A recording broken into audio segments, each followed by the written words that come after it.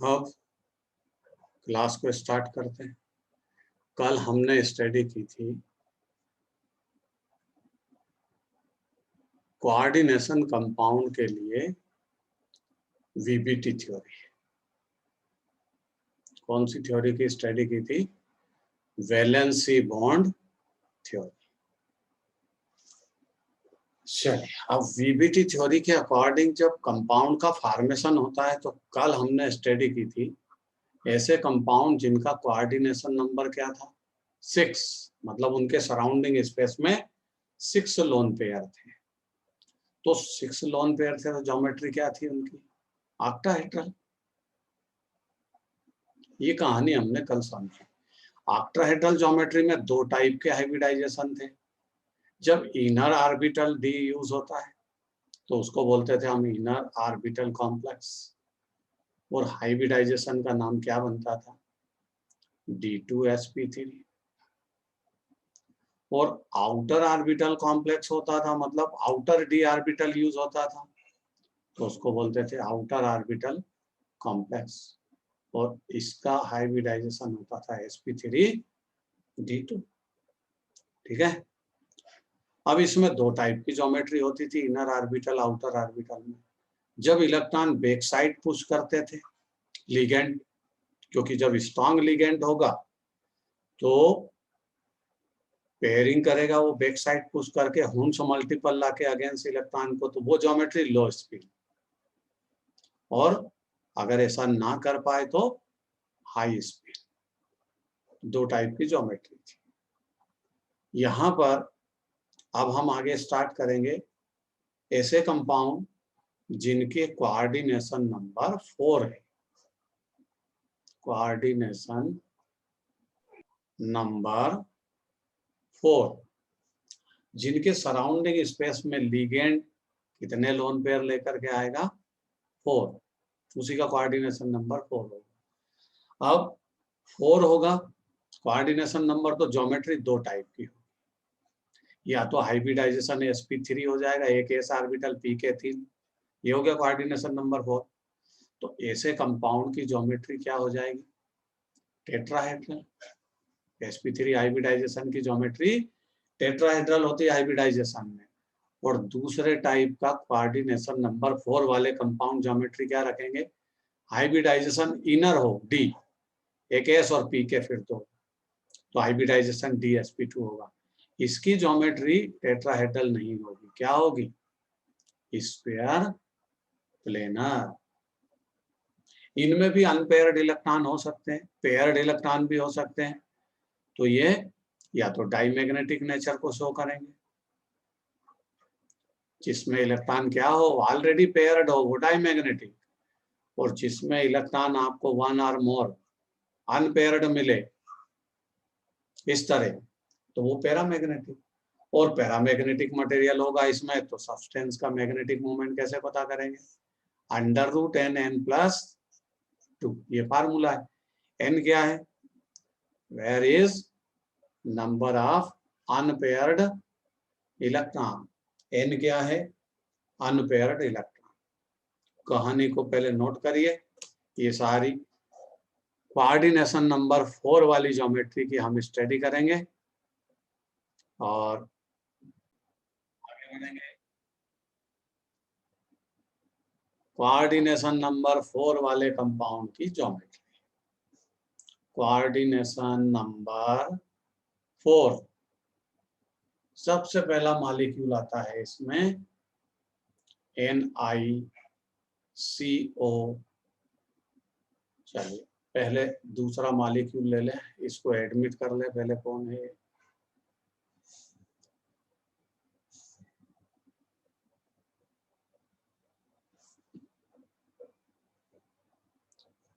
सबसे पहला मॉलिक्यूल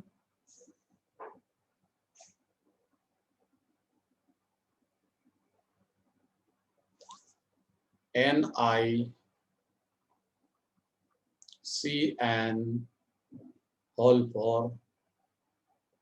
और इस पर चार्ज है 2-। ये कंपाउंड है, इसकी ज्योमेट्री की हम स्टडी करेंगे। कौन सा हाइब्रिडाइजेशन होगा?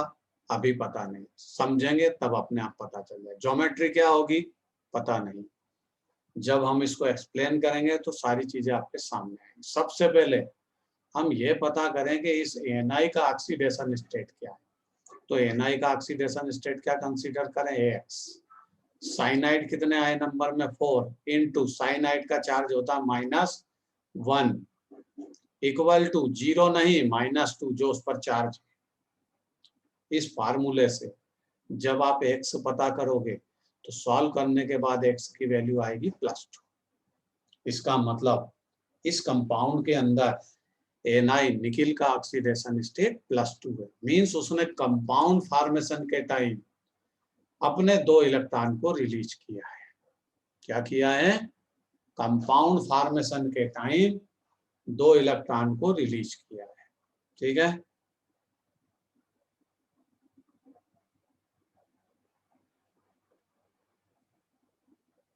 अब 2 इलेक्ट्रॉन को रिलीज किया तो पहले इसका ओरिजिनल डायग्राम देखेंगे। आ जाइए इसके ओरिजिनल डायग्राम में। Na में इलेक्ट्रॉन होते हैं 28 और मैंने आपको पहले भी कभी सिखाया है कि जो डी ब्लॉक के एलिमेंट में स्कैंडियम 21 टू कॉपर 29 तक एलिमेंट जितने भी है उनमें जो लास्ट डिजिट होती है वो डी का इलेक्ट्रॉन होता है। तो इसकी ज्योमेट्री क्या होगी, 3d at 4s2। देखिए लास्ट की Na की डिजिट क्या है 28, इसकी लास्ट डिजिट 8 है। मैंने डी में 8 इलेक्ट्रॉन फिलअप कर दिए, 4s2 फिक्स होता है। 4s2 में इलेक्ट्रॉन पहले आते हैं तो पहले जाते हैं। D8 का डायग्राम बनाइए, ये 3d8, ये 4s2 और p ऑर्बिटल यहाँ वेकेंट। ऐसे डी में पहले 8 इलेक्ट्रॉन फिलअप करें, 1 2 3 4 5 6 7 8, ये 4s2 करेक्ट ज्योमेट्री है।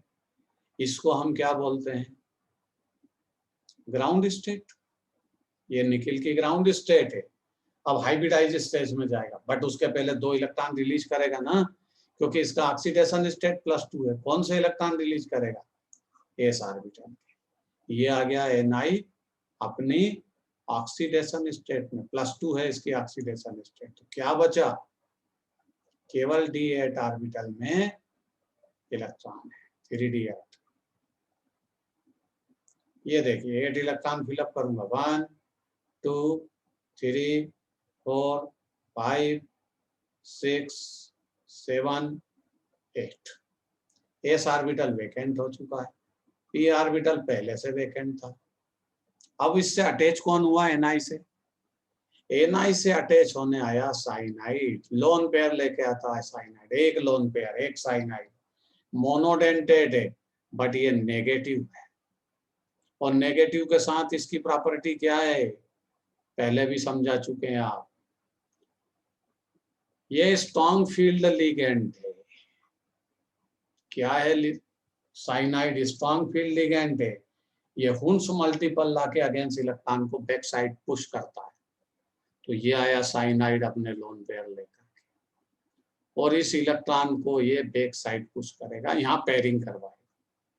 तो ये इलेक्ट्रॉन यहाँ से चला जाएगा, बैक साइड पुश हो गया, निकिल की नई ज्योमेट्री आ गई हाइब्रिडाइज्ड। ध्यान से समझिए, ये 1 2 3 ये पेयरिंग पहले से थे, इस इलेक्ट्रॉन को उठा के इसने यहाँ शिफ्ट कर दिया, ये पेयरिंग करवा दी।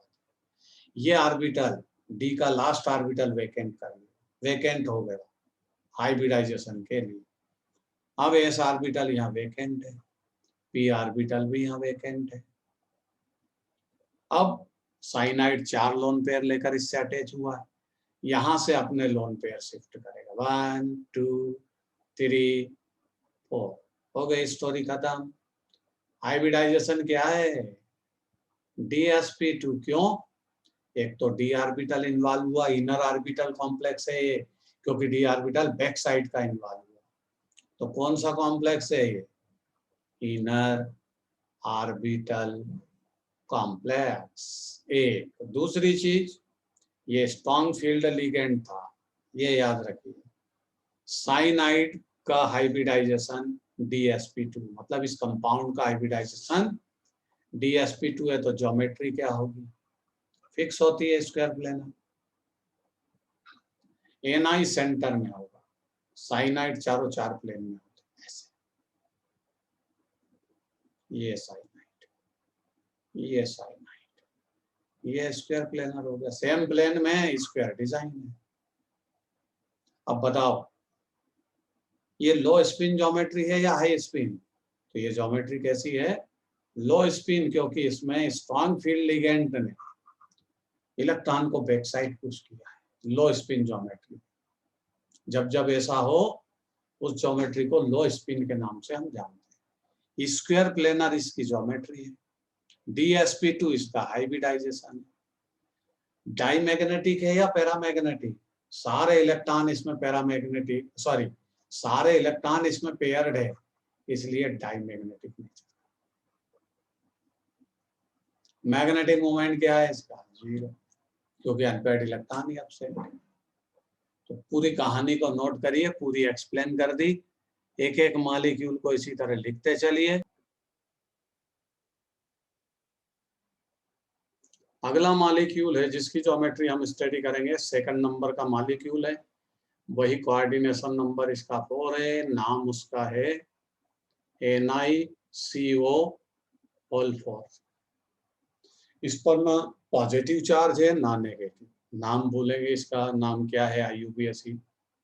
इसका IUPAC नेम है टेट्रा कार्बोनिल। 4 कार्बोनिल है इसमें, टेट्रा कार्बोनिल निकिल, और इसका ऑक्सीडेशन स्टेट होता है 0। तो स्मॉल ब्रैकेट में 0 लिखना पड़ता है, ये रूल है IUPAC सिस्टम का। अब समस्या ये कि निकिल का ऑक्सीडेशन स्टेट 0 क्यों है, इसका मतलब कंपाउंड फॉर्मेशन के टाइम उसने कोई भी इलेक्ट्रॉन रिलीज नहीं किए, do not release any electron, formation of molecule, molecule के फॉर्मेशन के टाइम उसने कोई भी इलेक्ट्रॉन को रिलीज नहीं किया, ये इसकी इंपॉर्टेंट कैरेक्टरिस्टिक है। और इसका एक नाम और है, इसको बोलते हैं मेटल कार्बोनिल। क्या बोलते हैं इसको, मेटल कार्बोनिल। क्यों, कि कार्बोनिल ग्रुप होता है CO जो इसमें अटैच है, कितना है, होल 4, मतलब 4 नंबर में है। कार्बोनिल ग्रुप जब डायरेक्ट मेटल से अटैच हो, निकिल मेटल है, कार्बोनिल ग्रुप जब डायरेक्ट मेटल से अटैच हो, ऐसे कंपाउंड को हम बोलते हैं मेटल कार्बोनिल। ये मेटल कार्बोनिल है, और ध्यान रखिए मेटल कार्बोनिल में मेटल का oxidation state always 0। Metal carbonyl में मेटल का ऑक्सीडेशन स्टेट हमेशा 0 होता है, वो कंपाउंड फॉर्मेशन के टाइम कभी भी इलेक्ट्रॉन को रिलीज नहीं करेगा। चलिए आ जाइए निकिल के पास। निकिल की वही पुरानी कहानी, 28, डायग्राम इसका 3D8 4s2। चलिए फिर से कहानी वही रिपीट करें हम, जो स्टूडेंट डायग्राम बनाना चाहते हैं बनाते चलिए, समझते चलिए। ये निकिल, ये s ऑर्बिटल, p ऑर्बिटल इसमें वेकेंट है। अब देखिए इलेक्ट्रॉन फिलअप करूंगा, D8 1 2 3 4 5 6 7 8, और यहाँ S में 2 इलेक्ट्रॉन। क्लियर, ये निकिल की ग्राउंड स्टेट है। अब आपको ये समझा चुके हैं कि निकिल मेटल कार्बोनिल का एग्जाम्पल पढ़ रहे हैं, निकिल यहाँ पर कोई भी इलेक्ट्रॉन को रिलीज नहीं करेगा कंपाउंड फॉर्मेशन के टाइम। तो कार्बोनिल इसके पास आया, कार्बोनिल सिंगल लोन पेयर लेकर के आता है, मींस ये मोनोडेंटेड है। जो एक लोन पेयर लेके आता है उसको बोलते हैं मोनोडेंटेड। कार्बोनिल न्यूट्रल लिगेंड है, और ये स्ट्रॉन्ग फील्ड लिगेंड है, यहां लिख देता है इसके बारे में, कैसा है ये, स्ट्रॉन्ग फील्ड लिगेंड। और आपको पता है स्ट्रॉन्ग फील्ड लिगेंड क्या करता है? वो हॉर्न्स मल्टीपल लाके अगेंस्ट इलेक्ट्रॉन को बैक साइड पुश करता है। ये आया स्ट्रॉन्ग फील्ड लिगेंड निकिल से मिलने। निकिल ने इलेक्ट्रॉन तो डोनेट किए नहीं थे क्योंकि उसका ऑक्सीडेशन स्टेट 0 है।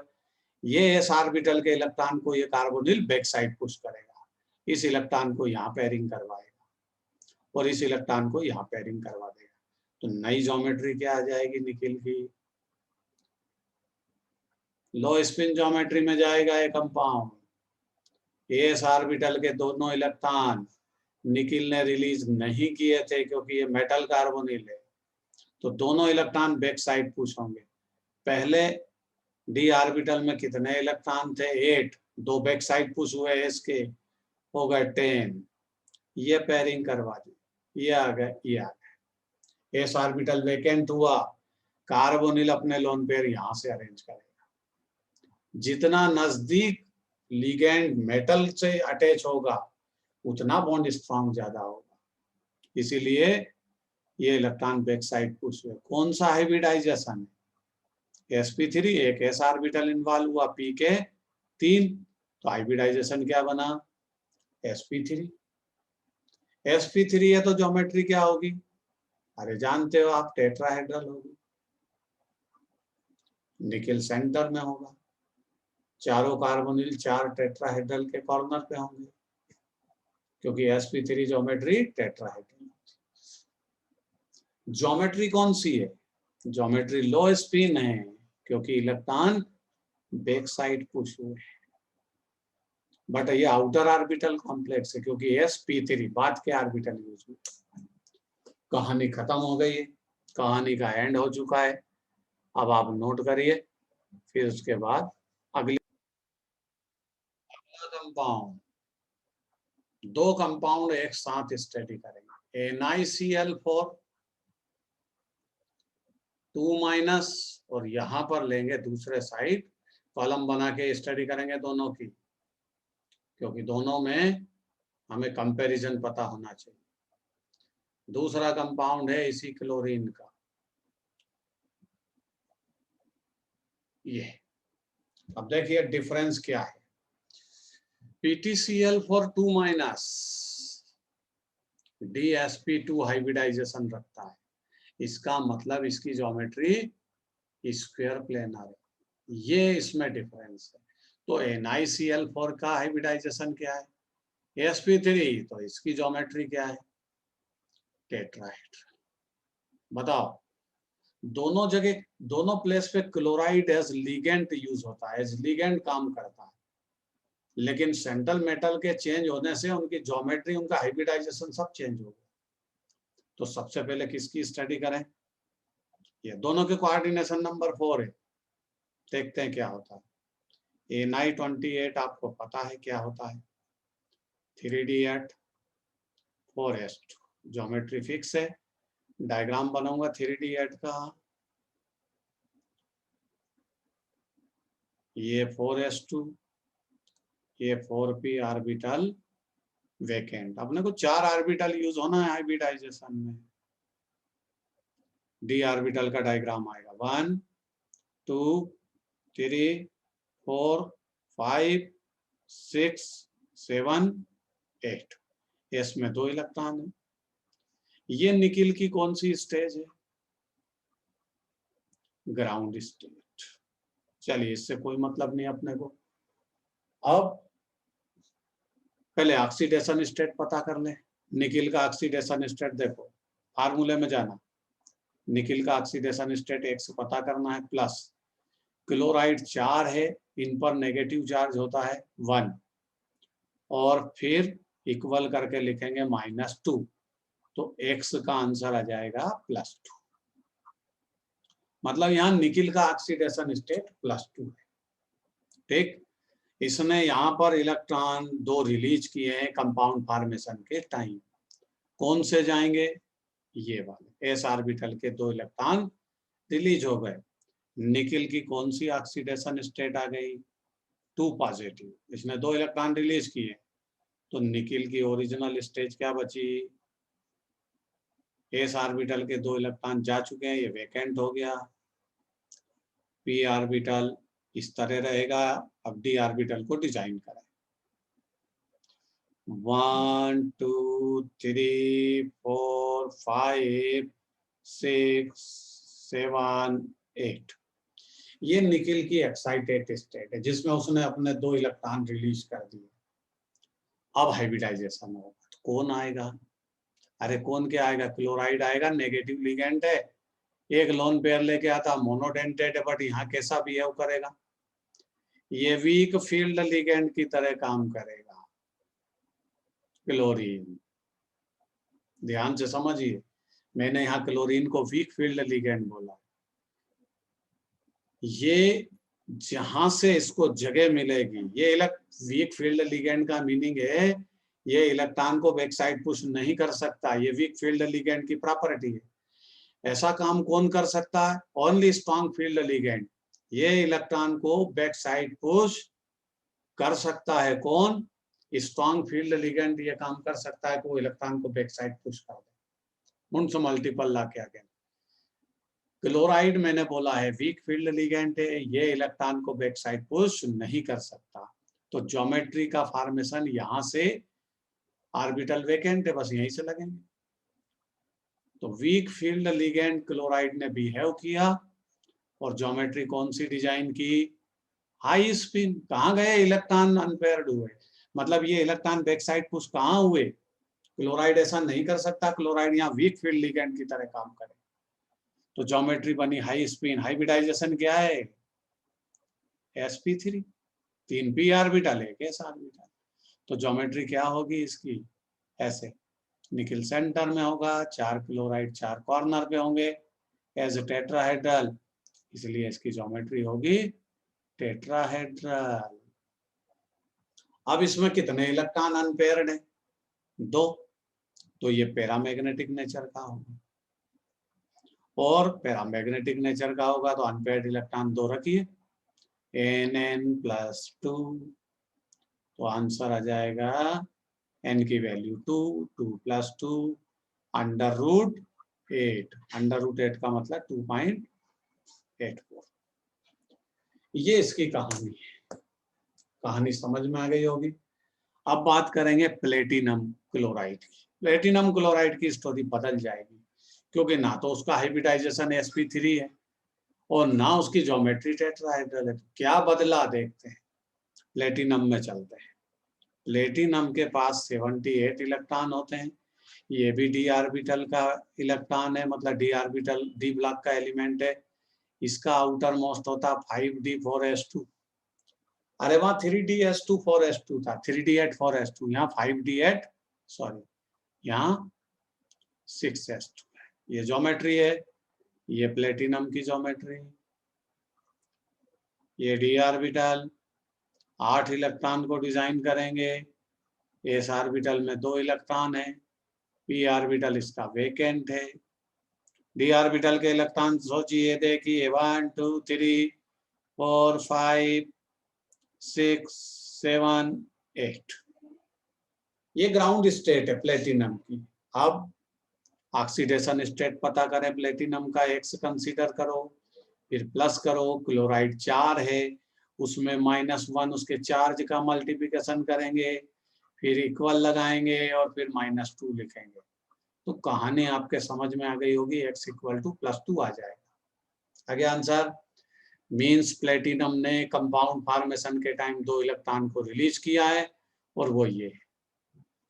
प्लेटिनम की नई स्टेज क्या आ गई है इलेक्ट्रॉन रिलीज करने के बाद? डी में 8 इलेक्ट्रॉन है।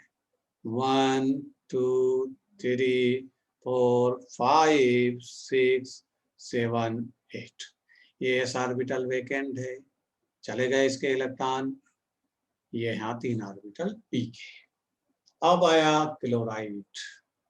अब देखिए ये क्लोराइड लोन पेयर लेकर के आएगा, लेकिन ये यहाँ कैसा काम करेगा? कहानी बदल गई इसकी। ये स्ट्रॉन्ग फील्ड लिगेंड की तरह काम करेगा यहाँ। अब स्ट्रॉन्ग फील्ड लिगेंड तो लो स्पिन ज्योमेट्री अरेंज करता है। ये आया और प्लेटिनम में यही क्लोराइड इस इलेक्ट्रॉन को बैक साइड पुश करेगा। आप बोलोगे सर अलग अलग जगह आप अलग अलग स्टोरी सुनाते हो। जहां कंपाउंड का फॉर्मेशन पहले हो चुका है, मैं तो उस कंपाउंड की ज्योमेट्री को एक्सप्लेन करने में लगा हूं। कंपाउंड का तो हैप्पी बर्थडे हो चुका है दुनिया में, वो है, और जैसा मैं एक्सप्लेन करता हूँ ऐसा बुक में लिखा हुआ है, इसलिए मैं वैसा एक्सप्लेन करूंगा। यहाँ बार बार ज्योमेट्री चेंज नहीं होगी पर सेकंड। जो साइंटिस्ट की डिस्कवरी है हम उसका केवल थ्योरेटिकल पोर्शन स्टडी कर रहे हैं, इसलिए यहाँ क्लोरीन को स्ट्रॉन्ग फील्ड लिगेंड आपको कंसीडर करना पड़ेगा, और strong field ligand chloride ion इन इलेक्ट्रॉनों को बैक साइड पुश करेगा और ज्योमेट्री को चेंज करेगा। ये देखिए क्या हुआ, ये क्लोराइड आया, डी ऑर्बिटल में 8 इलेक्ट्रॉन थे इस तरह। अब ये इलेक्ट्रॉन यहाँ पेयरिंग करेगा, ये आ गया, यहां से ये इलेक्ट्रॉन गायब हो जाएगा, हो गया गायब। चलिए, एक ऑर्बिटल वैकेंट हुआ, एस का ऑर्बिटल पहले से वैकेंट है, पी ऑर्बिटल पहले से वैकेंट था, क्लोराइड यहीं से लगेगा, 1 2 3 4, आगे हाइब्रिडाइजेशन dsp2, लो स्पिन ज्योमेट्री हो गई। दोनों को एक साथ पढ़ने का मतलब ही यही है कि दोनों में जमीन आसमान का फर्क है, और इसकी ज्योमेट्री क्या है, स्क्वायर प्लेन। अनपेयर्ड इलेक्ट्रॉन कितने हैं, 0, नेचर में क्या होगा, डायमैग्नेटिक। क्लियर, सारी स्टोरी को नोट करिए और डिफरेंस को याद रखिए।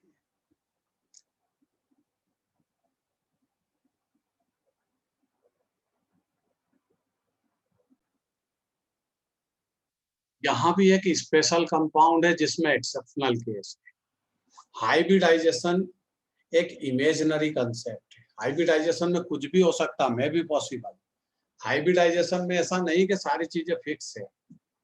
आपने अभी देखा 2-3 कंपाउंड में तो हमने अलग से स्टोरी सुना दी कि ये इलेक्ट्रॉन यहाँ बैक साइड पुश कर दिया। क्लोरीन में अभी आपको स्टोरी सुनाई कि यहाँ बैक साइड पुश हुआ, एक जगह निकिल में वो बैक साइड पुश नहीं कर पाता, और प्लेटिनम में जाके स्ट्रॉन्ग लिगेंड की तरह बिहेव करके बैक साइड पुश कर देता। तो हाइब्रिडाइजेशन क्या है, एक्चुअली इमेजिनरी कंसेप्ट है, हाइपोथेटिकल कंसेप्ट है, जिसमें मैं भी पॉसिबल, कुछ भी हो सकता है। बस आपके सामने कंपाउंड की ज्योमेट्री को आपको एक्सप्लेन करना, साइंटिस्ट के सामने प्रॉब्लम क्या है, उसके सामने कंपाउंड है, उसकी ज्योमेट्री को एक्सप्लेन करना है। वो हाइब्रिडाइजेशन के थ्रू कुछ भी उसमें कंसेप्ट लगाएगा और समझा देगा कि इसमें ऐसा हुआ होगा, वैसा हुआ होगा, ये हुआ वो हुआ, ज्योमेट्री एक्सप्लेन कर दी। तो यहाँ भी अब यही आएगा। अगला 5वें 6ठे जो भी नंबर है उसके कंपाउंड का नाम है कॉपर NH3 डाइपॉजिट, ये कंपाउंड है। अब इस कंपाउंड में सेंट्रल मेटल क्या है, कॉपर। तो कॉपर की ज्योमेट्री पता होना चाहिए, 29। डायग्राम क्या होगा, 3d9 4s2, ये इसकी ज्योमेट्री बन गई। अब इस ज्योमेट्री में पहले तो d ऑर्बिटल बनाएंगे,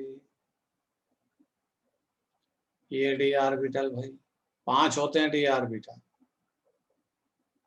ऐसे कितने इलेक्ट्रॉन, 1 2 3 4 5, ये पेयर्ड 6, ये 7 पेयर्ड, 8 पेयर्ड, 9, और s में 2 इलेक्ट्रॉन।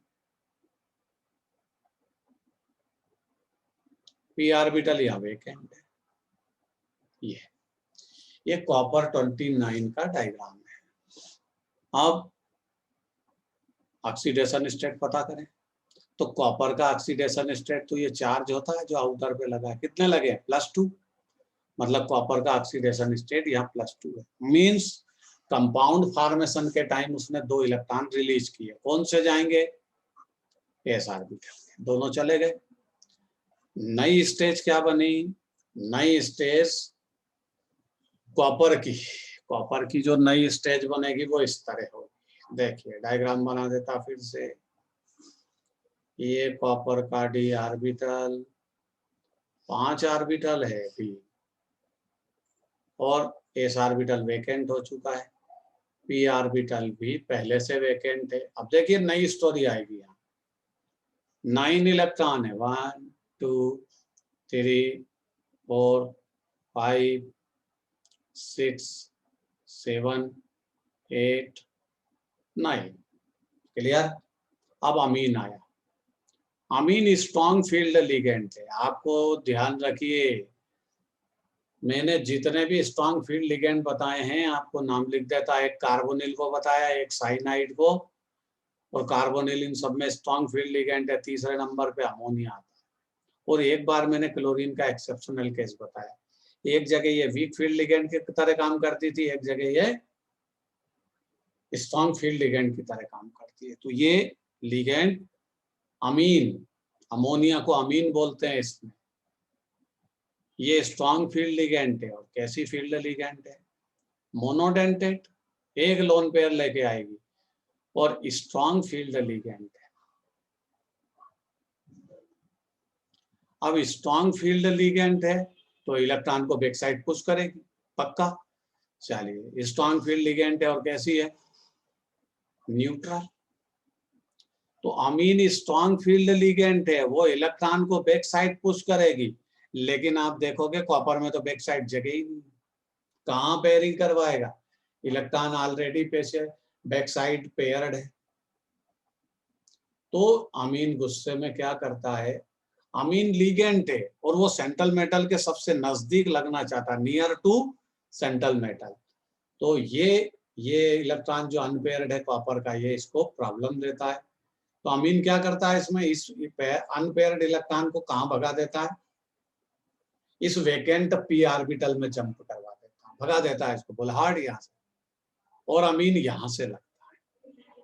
1 2 3 4। और ये जो इलेक्ट्रॉन है, अब मैं यहाँ से मिटाऊंगा इसको, ध्यान से समझना। ये इलेक्ट्रॉन यहाँ से मिटा दिया, कहाँ लाके लिखूंगा? ये यहाँ ला दिया। ये एक्सेप्शनल केस है कॉपर अमोनियम का, ये लोन पेयर। तो जो अब इसमें कहानी क्या हो गई? इसमें तो कहानी वो हो गई कि सर हाइब्रिडाइजेशन में हमने आज तक ना सुना। तो ये एक्सेप्शनल केस है कि जो डी ऑर्बिटल का अनपेयर्ड इलेक्ट्रॉन था कॉपर का, अमीन ने उस इलेक्ट्रॉन को आगे जंप करवाया वेकेंट पी ऑर्बिटल में, और सेंट्रल मेटल के सबसे नजदीक से लगेगा। हाइब्रिडाइजेशन क्या होगा? DsP2, ये हाइब्रिडाइजेशन। तो ज्योमेट्री इसकी क्या हो जाएगी? Square plane. एक लो स्पिन ज्योमेट्री में चला जाएगा। ठीक है, 1-2 मिनट भाई।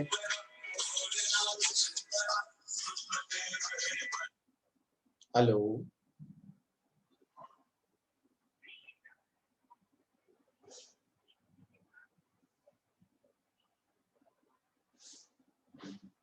तो ज्योमेट्री क्या है इसकी?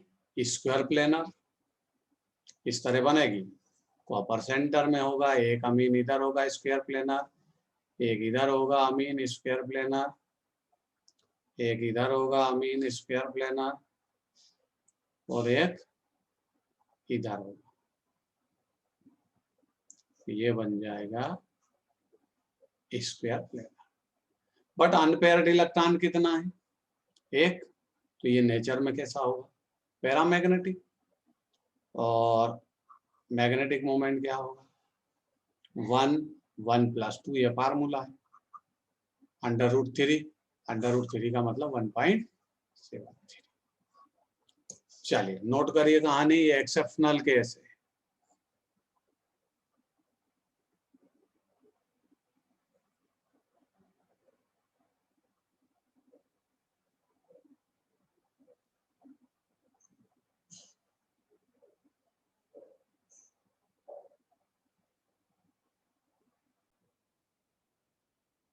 लास्ट कंपाउंड है FeCO5। इसका यूपीएससी नेम है पेंटा कार्बोनिल आयरन 0, क्योंकि ये मेटल कार्बोनिल है।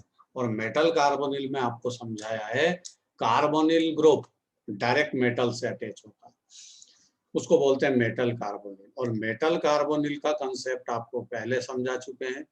मेटल कार्बोनिल में मेटल का ऑक्सीडेशन स्टेट 0 कंसीडर होता, मींस कंपाउंड फॉर्मेशन के टाइम उसने कोई भी इलेक्ट्रॉन रिलीज नहीं किया है।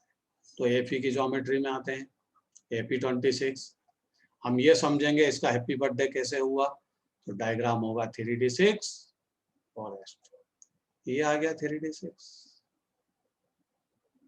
d ऑर्बिटल 5, ये s ऑर्बिटल 2 इलेक्ट्रॉन, ये p ऑर्बिटल इसका वेकेंट, d में 5 इलेक्ट्रॉन बनाएंगे, 1 2 3 4 5 और ये 6, कोई इलेक्ट्रॉन रिलीज नहीं होगा। तो ये इलेक्ट्रॉन कार्बोनिल ग्रुप मोनोडेंटेड है बट स्ट्रॉन्ग फील्ड लिगेंड है।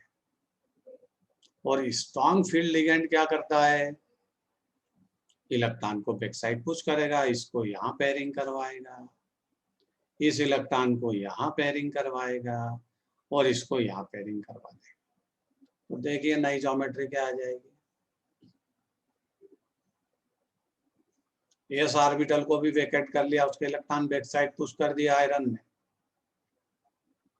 1 2 3 4 5 6 7 8, 6 इलेक्ट्रॉन तो पहले से डी ऑर्बिटल में थे, 2 एस के भी उसने बैक साइड पुश कर दिए, 8 इलेक्ट्रॉन 4 ऑर्बिटल में कलेक्ट हो गए। यहां से आयरन अपने कार्बोनिल अपने लोन पेयर शिफ्ट करेगा, 1 2 5 लोन पेयर लेकर के आया। अब 5 लोन पेयर लेकर के आया है तो 5 लोन पेयर का हाइब्रिडाइजेशन क्या हो गया, ये डी, ये एस और पी के 3। तो हाइब्रिडाइजेशन क्या बना, DsP3। 5 ऑर्बिटल है इसमें, डी बैक साइड का है एक, तो ये इनर ऑर्बिटल कॉम्प्लेक्स है, इनर ऑर्बिटल कॉम्प्लेक्स। और इसकी ज्योमेट्री ऐसे है, आयरन सेंटर में, 3 कार्बोनिल ट्राइगोनल पोजीशन में है ऐसे, फास्फोरस पेंटाक्लोराइड की तरह। ये बना कार्बोनिल का ट्राइगोनल, और 2 कार्बोनिल अप डाउन में, जैसे PCl5 होता है, एक यहाँ और एक यहाँ। तो इसकी ज्योमेट्री क्या हो गई, ट्राइगोनल बाइपिरामिडल।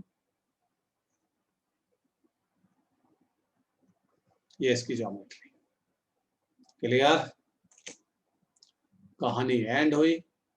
इसको आप नोट करिए और नोट करने के बाद